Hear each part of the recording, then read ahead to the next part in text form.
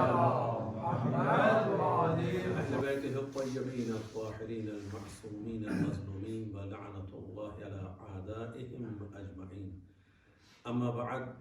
فقد قال الله تبارك وتعالى في كتابه المبين والفرقان الحميد وهو أصدق القائلين. بسم الله الرحمن الرحيم. إن أعطيناك الكوثر فصل لربك وانحر إن شانئك هو الأبتر. صلى على محمد. اللهم صل على محمد وآل محمد. آپ سبھی آزاد کی خدمت میں آج کے دن کی مناسبت سے مبارکباد پیش کرتا ہوں، اور خصوصاً امام زمان کی خدمت میں ان کے جد کی مناسبت سعادت کی مناسبت سے مبارکباد پیش کرتے ہیں۔ اس سے قبل کہ سورہ کوثر کے مطابق گفتگو کی جائے، آپ سبھی حضرات سے درخواست ہے کہ ایک مرتبہ سورہ حمد اور 3 مرتبہ سورہ توحید پڑھ کر بھائی رخسار شاہ صاحب کے تمام اعزاء و اقرباء مرحومین کی ارواح کو بخشیں۔ بسم اللہ الرحمن الرحیم۔ الحمد للہ رب العالمین الرحمن الرحیم مالک یوم الدین ایاک نعبد و ایاک نستعین اهدنا الصراط المستقیم صراط الذین انعمت علیہم غیر المغضوب علیہم ولا الضالین۔ بسم اللہ الرحمن الرحیم۔ قل هو الله وحده الله الصمد لم يلد ولم يولد ولم يكن له كفوا احد۔ بسم الله الرحمن الرحيم۔ قل هو الله وحده الله الصمد لم يلد ولم يولد ولم يكن له كفوا احد۔ بسم الله الرحمن الرحيم۔ قل هو الله وحده الله الصمد لم يلد ولم يولد ولم يكن له كفوا احد۔ اللهم اغفر للمؤمنين والمؤمنات والمسلمين والمسلمات الأحياء منهم والأموات تعبئ بيننا وبينهم بالخيرات إنك مجيب الدعوات إنك على كل شيء قدير۔ صلى على محمد وآل محمد۔ اللهم صل على محمد وآل محمد۔ ولادت بسعادت امام حسن مجتبی علیہ السلام، اس جشن کی مناسبت سے قرآن مجید کا سب سے مختصر سورہ جس کی تلاوت کی شرف حاصل کیا گیا، لیکن ظاہراً آیات کے اعتبار سے مختصر ہے، معنی اور مفاہیم کے اعتبار سے زمانہ آج تک تفسیر کوثر بیان نہ کر سکا کہ کوثر کی تفسیر کیا ہے، کوثر کی تعریف کیا ہے، کوثر کہتے کسے۔ لیکن اتنا ضرور معلوم ہے زمانے کو کہ جب دشمنوں نے پیغمبر اسلام کو ابتر کہنا شروع کیا تو یہ جواب محمد مصطفیٰ نہیں تھا بلکہ جواب قدرت ہے۔ اور اکثر آیات میں یہ آپ قرآن مجید میں دیکھ سکتے ہیں کہ جب کبھی براہ راست پیغمبر اسلام پر کسی نے طنز و تشنیع کی ہے سبحان اللہ تو پیغمبر اسلام نے اس کا جواب نہیں دیا ہے، اس کا جواب قدرت کی طرف سے آیا ہے۔ اور بعض اوقات جب کسی نے قدرت کا انکار کیا ہے تو پھر اللہ نے اس سے براہ راست گفتگو نہیں کی ہے بلکہ یہ جملے استعمال کر کے قل آپ کہہ دیجئے، اس سے پیغمبر کے ذریعے سے اس تک پیغام پہنچایا گیا ہے۔ ماشاءاللہ۔ یہ انداز قرآن مجید کا اگر آپ مسلسل، اور اسی لیے قرآن مجید وہ کتاب ہے کہ جو سب سے زیادہ پڑھی جاتی ہے، مگر جتنے پڑھنے والے ہیں کبھی ان کا دل سیر نہیں ہوتا ہے، اور نہ یہ شاعری ہے اور نہ کوئی اور شے ہے، مگر اس کے باوجود بھی بعض سورے ایسے ہیں کہ ان کی رائمنگ ایسی ہے کہ آپ پڑھتے چلے جائیے آپ کو لطف آتا چلا جاتا ہے۔ سورہ رحمان بھی جب آپ تلاوت کرتے ہیں تو ایک لطف ہے تلاوت قرآن کا۔ لیکن عزیزان محترم، آج کی تاریخ میں اصل قرآن سے پہلے مفسر قرآن آیا ہے، اصل قرآن سے پہلے معلم قرآن آیا ہے، اصل قرآن سے پہلے اگر دیکھا جائے، کیونکہ شب قدر بے نزول قرآن کی گفتگو کی گئی اور شب قدر سے پہلے قدرت نے معلم قرآن کو بھیجا ہے، محافظ قرآن کو بھیجا ہے، مفسر قرآن کو بھیجا ہے، اور اسی لیے پیغمبر کے دشمنوں کو جواب بھی ملا ہے اور قیامت تک کی بشریت کے لیے نجات کا ضامن بھی ملا ہے۔ یعنی اگر قرآن کسی کے سمجھ میں نہیں آتا تو اسے معلم قرآن کے پاس آنا پڑے گا۔ لیکن عزیزان محترم، ذات امام حسن مجتبی پر اگر آپ نظر ڈالیں تو خانوادہ اہل بیت اطہار میں یہ یوں کہا جائے کہ بیت زہرا و علی میں آنے والا یہ پہلا نور برحق ہے،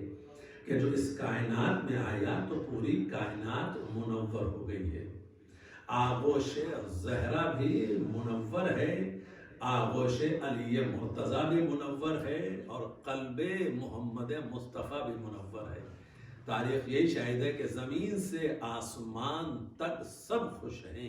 ایسا ہادی برحق آیا ہے. برائے خوشنودی محمد و آل محمد صلوات. اللہم صلی علی محمد و آل محمد. ایسا فرزند پیغمبر آیا ہے جس کا نام بھی نہ پیغمبر نے رکھا، نہ امیر المومنین نے رکھا، نہ جناب زہرا نے رکھا، بلکہ جناب زہرا نے امیر المومنین سے درخواست کی ہے، امیر المومنین نے پیغمبر اسلام سے درخواست کی ہے، اور پیغمبر اسلام نے یہی کہا کہ خدا پر سبقت کون لے جائے، جو بھیجنے والا ہے وہی نام رکھنے والا ہے. جبریل امین پیغام لے کر کے آئے ہیں، اور جبریل امین کے پیغام لانے کے نتیجے میں جب اسم عطا کیا گیا ہے تو عبرانی زبان اور ہے مگر عربی زبان میں اسے حسن قرار دیا گیا ہے. جو حسن اسم کے اعتبار سے ہو اس کی صفت و کردار میں بھی حسن ہی حسن پایا گیا ہے، کمال ہی کمال پایا گیا ہے. مگر عزیزان محترم، امام حسن مجتبیٰ کی بلاتبہ سعادت 15 رمضان 3 ہجری ہے، مدینہ منورہ. اور والدین کے اعتبار سے میں اس میں گرامی بیان کر فرما چکا ہوں کہ ماں جناب فاطمہ زہرا ہے، والد گرامی امیر المومنین علی ابن ابی طالب علیہ السلام. اس سے پہلے جہاں تک مجھے یاد آتا ہے میں نے تقریب میں یہ گفتگو بھی کی تھی کہ یہ وہ شہزادے ہیں کہ جنہیں پیغمبر اسلام بٹھلا کر کے اصحاب میں یہ گفتگو کرتے ہوئے بیان فرماتے تھے کہ یہ اتنے عظیم شہزادے ہیں کہ انہیں جو چیزیں ملی ہیں وہ مجھ نبی کو بھی نہیں ملی. انہیں مجھ جیسا نانا ملا ہے، مجھے ایسا نانا نہیں ملا. مجھے انہیں خدیجہ جیسی نانی ملی ہے، مجھے خدیجہ جیسی نانی نہیں ملی. انہیں فاطمہ جیسی ماں ملی ہے، مجھے فاطمہ جیسی ماں نہیں ملی. انہیں علی جیسا بابا ملا ہے، مجھے علی جیسا بابا نہیں ملا ہے. عزیزان محترم، یہ تعارف پیغمبر اسلام کروا رہے ہیں، کم سنی میں کروا رہے ہیں اور متعارف کرا رہے ہیں، پہچانوا رہے ہیں، بتا رہے ہیں. اور اسی کے ساتھ ساتھ جو تعارف کا اور بھی ذریعہ ہے، کبھی زبان چساتے ہوئے نظر آئے، کبھی دوش پر بٹھلاتے ہوئے نظر آئے، کبھی خطبے کو منقطع کرتے ہوئے نظر آئے، کبھی سجدے کو طول دیتے ہوئے نظر آئے، کبھی اپنی آغوش میں بٹھلا کر کے بوسے لیتے ہوئے نظر آئے. یہ پیغمبر اسلام کا انداز تھا کہ جو ان جوانوں کے تعارف کے لیے پیغمبر اسلام نے اختیار کیا تھا. مگر اسی جگہ سے کہ پیغمبر بھی جانتے ہیں کہ یہ صاحب عصمت ہے، مولا بھی جانتے ہیں کہ یہ صاحب عصمت ہے، جناب زہرا بھی یہ جانتی ہیں کہ یہ صاحب عصمت ہے، مگر ہمارے اور آپ کے لیے یہ پیغام حیات حسن مجتبیٰ میں ضرور نظر آتا ہے کہ جب کبھی بھی امام حسن بیت الشرف سے مسجد میں جاتے تھے، نانا کا خطبہ سنتے تھے، پلٹ کر واپس آتے تھے تو ماں سوال کرتی تھی، میرے لال آج بابا نے کیا خطبہ دیا؟ اور امام حسن اپنی کم سنی میں پورا نانا کا خطبہ ماں کو سنایا کرتے تھے. یہ انداز کیوں اختیار کیا صاحبان عصمت میں؟ یہ طریقہ کیوں اپنایا معصومین نے؟ سب جانتے ہیں کہ کون کیا ہے اور قدرت نے کسے کیا عطا کر کے بھیجا ہے، مگر ہمارے اور آپ کے جینے کا سلیقہ اگر حسن کم سنی میں سکھا رہے ہوں، امام حسن مجتبیٰ یہ بتا رہے ہوں کہ دیکھو اگر بیت الشرف سے تم نکل رہے ہو تو کہیں اور آنے جانے کی ضرورت نہیں ہے، جاؤ کسی ایسی جگہ پر کہ جہاں نانا کے خطبے کی طرح سے تمہیں پیغام مل رہا ہو،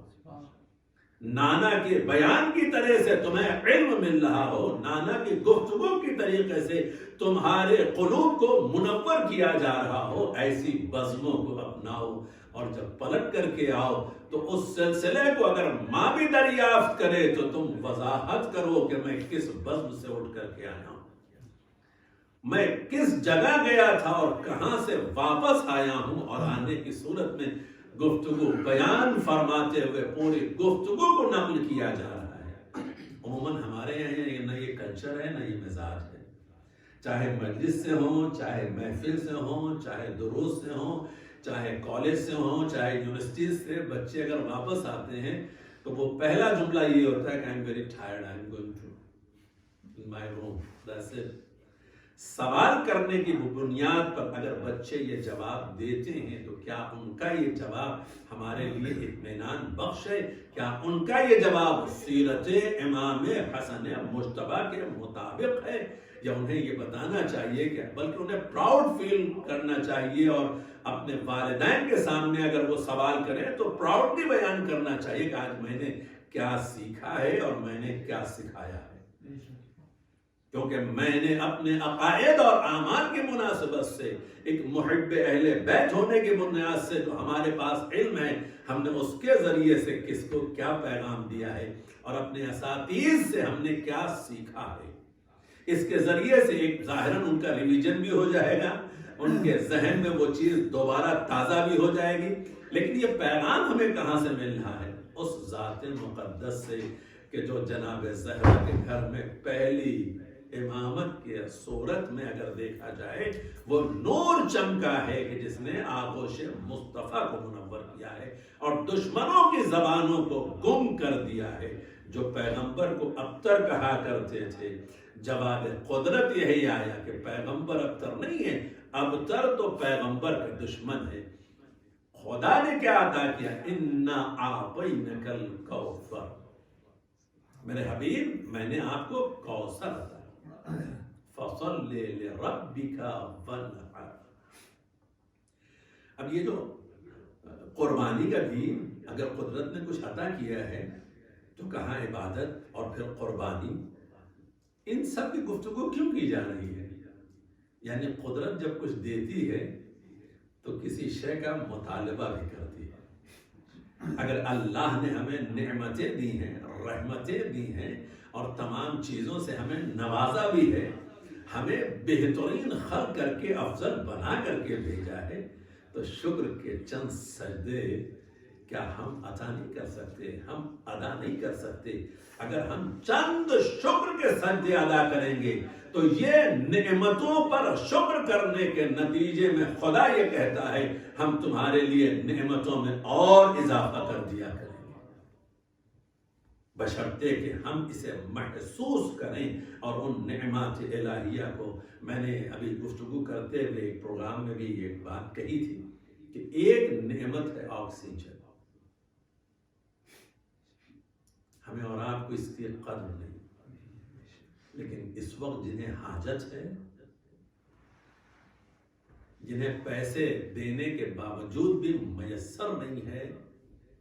جو اسپتالوں کے باہر اس ایک نعمت کے نہ مل پانے کی وجہ سے، ایک مرض کی وجہ سے تڑپ رہے ہیں، ان سے پوچھیں اس کی قدر کیا ہے۔ اور نہ کہ امام حسن مجتبیٰ جیسی نعمت بھی ہمیں میسر آ جائے، ایسی نعمت کہ جن کی محبت کے ذریعے سے ہمارے قلوب منور ہوا کرتے ہیں، جن کی اطاعت کے ذریعے سے ہمارے اعمال مقبول ہوا کرتے ہیں، ہماری صحیح مشکور ہوا کرتی ہے، ہمیں قدرت نے سربلند قرار دیا ہے اور جن کی محبت ہم پر فرض قرار دی ہے۔ ان ذوات مقدسہ کے لیے سن 3 ہجری سے لے کر کے آپ کی شہادت 28 صفر 50 ہجری، ٹوٹل زندگی امام حسن مجتبیٰ کی 47 ایئرس ہے، 47 سال، 3 ہجری سے لے کر کے 50 ہجرت تک 47 سال، اور اس 47 ایئرس کی زندگی میں آپ کا ظاہری امامت صرف 10 سال ہے، 40 ہجرہ سے لے کے 50 ہجرہ تک، 3 ہجرہ سے لے کر کے 11 ہجرہ تک اپنے نانا کے ساتھ میں رہے، اس کے بعد 75 ڈیز یا 95 ڈیز پلس ماں کے ساتھ میں بھی رہنا ہوا، بابا کے ساتھ میں 40 ہجرہ تک رہے۔ حالات و واقعات کتنے بدل چکے تھے، مگر اسی کم سنی میں جرأت حسن کا ایک مظاہرہ مدینے میں بھی ہوا کہ جب اپنے نانا کے منبر پر کسی اور کو دیکھا تو کہا جا کر کے اپنے بابا کا ممبر تلاش کرو، میرے نانا کے ممبر پہ تم کیوں بیٹھے ہو؟ یہ تمہارا ممبر نہیں ہے۔ لہذا ایسا بھی نہیں ہے کہ امام حسن مجتبی جہاں ضرورت نہ ہوتی ہو نہ بولتے ہو، جہاں ضرورت ہوتی تھی وہاں بولتے تھے، جہاں ضرورت نہیں ہوتی تھی نہیں کلام کرتے تھے۔ بابا کے صبر و شکر کی طریقے سے خود بھی زندگی گزارتے رہے، لیکن جب اپنی دور امامت میں زندگی گزار رہے ہیں تو مولا کائنات کی شہادت کے بعد حالات و واقعات اچھے نہیں ہیں۔ کتنی جنگیں ہو چکی ہیں ان بٹوین امت مسلمہ، جنگ صفین بھی ہے، جنگ جمل بھی ہے، جنگ نہروان بھی اور دیگر، لیکن اس کے باوجود اب جب امام حسن مجتبی کا دور شروع ہوتا ہے تو آپ کو ایک تنہا سردار قرار دیا، جہاں بہت سارے اسباب و علل بیان کیے گئے ہیں صلح کے، وہاں اگر تاریخ آپ پڑھیں تو بہت سارے ایسے سرداران تھے لشکر امام حسن کے جنہوں نے امام حسن کا سودا کر لیا تھا حاکم شام سے، اور وہ تمام خطوط اس نے اٹھا کر کے امام حسن کے پاس دے دی، لیکن صلح کے ذریعے سے امام حسن نے ایک پیغام ضرور دیا ہے کہ ہم دین کے محافظ ہیں، بشریت کو حیات بانٹنے کے لیے آئے ہیں، انہیں نیست و نابود کرنے کے لیے نہیں۔ ہمارا ظاہری اپنا اقتدار ہمیں نہ بھی میسر رہے پھر بھی ہم یہی چاہیں گے کہ بشریت محفوظ رہ جائے، صاحبان اسلام و ایمان کی گردنیں محفوظ رہ جائیں، ان کا خون ناحق نہ بہنے پائے۔ ظاہراً یہ کہا گیا نا کہ اپنی خلافت کو جو ہے اس سے امام دستبردار ہو گئے، لیکن جو منصب امامت قدرت نے عطا کیا تھا اس منصب کو نہ کوئی لے سکتا تھا اور نہ کسی کو دیا جا سکتا تھا،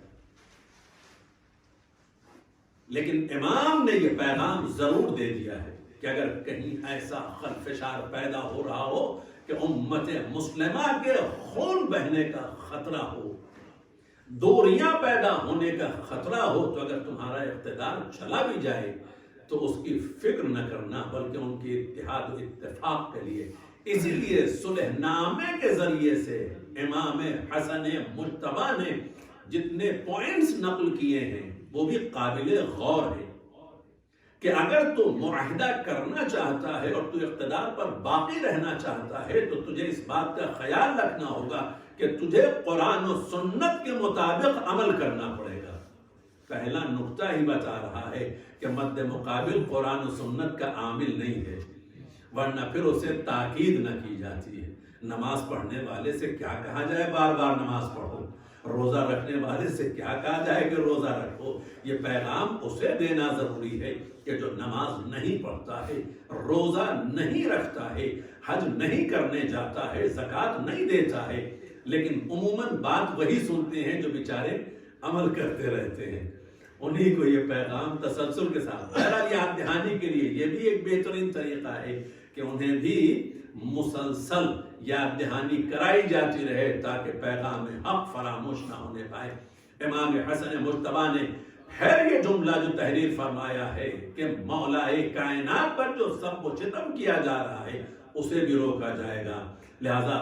امیر المومنین کے خلاف جتنی بھی باتیں ہو رہی تھیں ان پر بھی امام حسن پابندی لگا رہے ہیں۔ اب آپ معاہدے نامے کی جتنی بھی چیزیں پڑھتے چلے جائیں گے آپ کو اندازہ ہوتا چلا جائے گا، لیکن جس نے معاہدے نامے کے لیے کاغذ و قلم دیا تھا اس کے لیے ایک پیغام اور امام حسن مجتبی نے دے دیا ہے کہ کل میرے جد نے تم سے مانگا تھا تم نے نہیں دیا، آج میں نے تمہیں اتنا مجبور کر دیا ہے کہ تم میرے سامنے خود پیش کرو گے، جبکہ میرے جد بھی یہی کہہ رہے تھے کہ لے آؤ کاغذ و قلم، قرطاس و قلم، حدیث قرطاس و قلم مشہور ہے، ایسی تحریر لکھ دوں کہ جس کے بعد تم کبھی گمراہ نہیں ہو۔ یعنی پیغمبر بتانا چاہتے تھے کہ میں ایسی تحریر لکھ دوں کہ جو تمہاری نجات کی ضمانت بن جائے، مگر پیغمبر اسلام کو کاغذ و قلم نہیں دیا گیا، حسن مجتبیٰ کی خدمت میں پیش کیا گیا، اور جب حسن مجتبیٰ نے تحریر لکھی تو باطل کے چہرے سے نقاب کو اتار دیا اور زمانے کو بتا دیا کہ حق پر رہنے والے کیا چاہتے ہیں اور باطل پرست کیا چاہتے ہیں۔ یہ پیغام صلح امام حسن مجتبیٰ میں پایا جاتا ہے، مگر امام حسن مجتبیٰ کا 10 سال کا یہ زمانہ اور اس 10 سال سے پہلے کا زمانہ، بہت سارے کلمات قصار بھی ہیں جو امام حسن مجتبیٰ نے بیان فرمائے ہیں ہماری اور آپ کی ہدایت کے لیے، ہماری اور آپ کی نصیحت کے لیے، لیکن آغوش مصطفیٰ کا پروردہ یہ نواسا۔ امام حسین کی جنگ تو سب نے دیکھی ہے، امام حسن کی جنگ کسی نے نہیں دیکھی۔ امام حسن کی جنگ اگر کہیں تحریر کی جاتی تو شاید سمجھ میں آتا کہ امام حسن کتنے شجاع اور بہادر تھے۔ اگر ان کی شجاعت کا اندازہ لگانا ہے تو جناب قاسم کی شجاعت پہ نظر ڈالیے، پھر صفین و جمل سمجھ میں آئے گی کہ وہاں پر امام حسن نے کس طریقے سے آزمائی کی ہے۔ تو ایسا بھی نہیں تھا کہ امام حسن جنگ کرنا نہیں جانتے تھے، امام حسن جنگ کرنا جانتے تھے۔ اور میں نے اسی لیے آپ سے پہلے عرض کیا آپ کے سامنے کہ امام حسن نہیں چاہتے تھے کہ خون ناحق بہے، امت مسلمہ کا خون رائگا جائے۔ 25 سال اگر امیر المومنین نے بھی خاموشی اختیار کی ہے تو اس کا سبب بھی یہی تھا،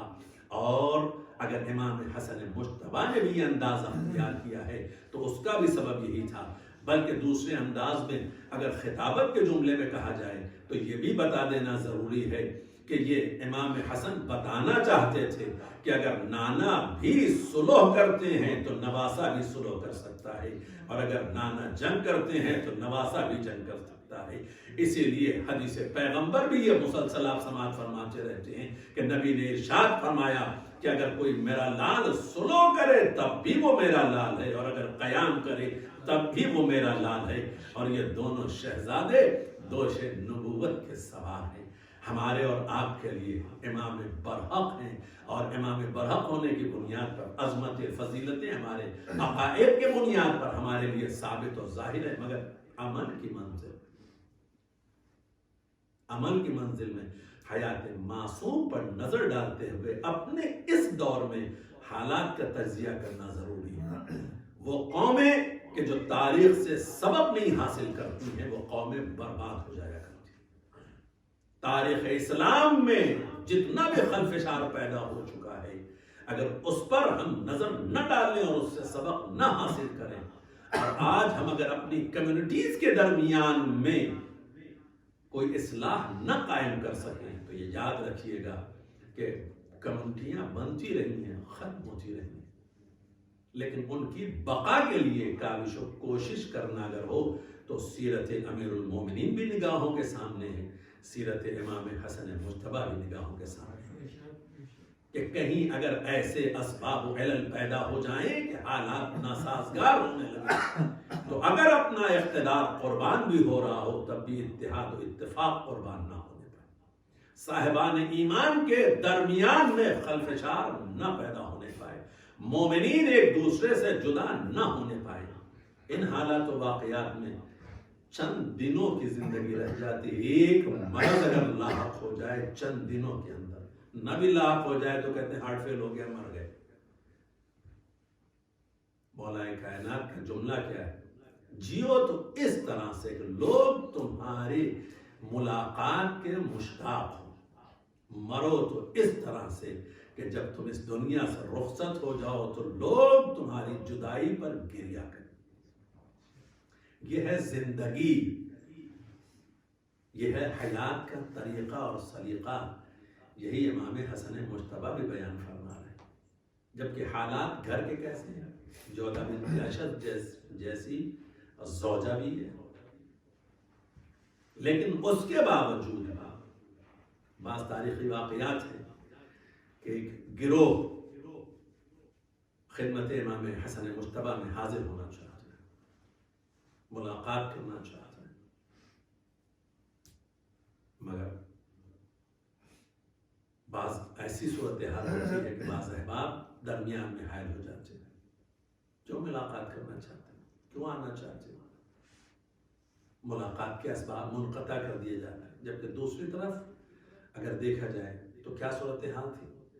کہ امام حسن مجتبیٰ اگر مصلی عبادت پر ملا تب بھی آپ کا مصلی بھی کھینچا گیا اور آپ پر تیر بھی چلایا گیا، آپ کو زخمی بھی کیا گیا۔ امام حسن مجتبیٰ کے حوالے سے جتنی موویاں بنی ہیں سب آپ نے دیکھی ہیں، بچوں نے بھی دیکھی ہیں۔ ایک طرف حالات و واقعات ایسے ہیں اور دوسری طرف امام سے ملاقات کی اجازت نہیں۔ ائمہ کو قید و بند کی زندگیاں گزارنی پڑی، ملاقات کرنے والوں کے راستے مسدود کر دیے گئے ہیں، پھر بھی اس کے باوجود ذوات مقدسہ نے اپنی ذمہ داریوں کو پورا کرتے ہوئے محبوں کا بھی خیال رکھا ہے۔ اور اسی کے ساتھ ساتھ سب سے مشہور و معروف کہ امام حسن مجتبیٰ کا دسترخوان، ہم بھوکے رہ سکتے ہیں مگر کوئی غریب و مفلس بھوکا نہ رہنے پائے، کوئی یتیم و بیوہ بھوکا نہ رہنے پائے۔ جبکہ مسجد میں دوسری طرف امیر المومنین کی کیا کیفیت ہے کہ خشک جو کی روٹیاں کھا رہے ہیں، ایک فقیر خود کھاتا بھی جاتا ہے اور اسی کے ساتھ ساتھ کچھ روٹیاں چھپاتا بھی جاتا ہے۔ امام کی نظر پڑی، کہا پوچھا کیا کر رہے ہو؟ کہا میں نے ایک مسجد میں ایک شخص کو دیکھا ہے جو سوکھی روٹیاں کھا رہا ہے۔ کہا تجھے نہیں معلوم یہ سب انہی کا ہے، وہ میرے بابا ہیں، وہ علی مرتضیٰ ہیں۔ تو یہ پیغام کس کے لیے ہے؟ کون دے رہا ہے یہ پیغام؟ ہماری فکر یہ ہوتی ہے کہ ہم شکم سیر ہو جائیں، باقی کسی کو میسر آئے یا نہ آئے، ڈونگا سب سے پہلے ہمارے سامنے ہونا چاہیے، روٹی سب سے پہلے ہمارے سامنے ہونا چاہیے، جو بہترین غذائیں ہیں وہ سب سے پہلے ہمیں میسر آنی چاہیے۔ یعنی احساس بشریت و انسانیت اگر ختم ہو جائے تو انسان انسانیت سے گرتا چلا جاتا ہے، لیکن اگر انسان کے اندر انسانیت اور بشریت باقی رہے تو اسے ذوات مقدسہ اور معراج پر پہنچاتی چلی جاتی ہے۔ انہی ذریعوں سے جب انسان دوسروں کی خبر گیری کرتا ہے تو خود بخود انسان کا وقار، انسان کی عظمت بلند ہوتی چلی جاتی ہے۔ ہم اور آپ نہیں جانتے مگر نہ معلوم ایسی خدمت کرنے والوں کے تذکرے کہاں کہاں لوگ کرتے رہتے ہیں۔ جن بزموں میں وہ پہنچتے ہیں اس بزم میں آپ کا تذکرہ ہوتا ہے، جس محفل میں وہ بیٹھتے ہیں اس محفل میں اس محسن کا تذکرہ کرتے ہیں۔ اگر احسان فراموش نہیں ہوتے تو اگر احسان فراموش بندہ نہ ہو تو ایک بندہ حقیر کا تذکرہ کرتا رہتا ہے، تو اگر احسان فراموش بشر نہ ہو تو صاحبان عصمت کے تذکرے کو کیسے فراموش کر سکتا ہے؟ صاحبان عصمت کی عظمت و وقار کو جاننا اور پہچاننا اور ان کی سیرت و کردار کے مطابق زندگی گزارنا ہم سب کی ذمہ داری ہے۔ اور اس خوشی کے موقع پر، مسرت کے موقع پر میں یہی درخواست کروں گا اپنے بچوں سے بھی، بزرگوں سے بھی، کہ جو سیرت و کردار ہمیں بتائی گئی ہمیں یہ چاہیے کہ اس کے مطابق خود اپنے سیرت و کردار کو ڈھالیں تاکہ ہمیں کہنے کی ضرورت نہ پڑے، امام خود کہیں کہ یہ ہمارا ہے۔ انہی جملوں کے ساتھ میں چند اشعار آپ کی گوش گزار کرتے ہوئے آپ کی زحمتوں کو تمام کروں گا کہ آغوش امامت میں قمر دیکھ رہا ہوں، آغوش امامت میں قمر دیکھ رہا ہوں،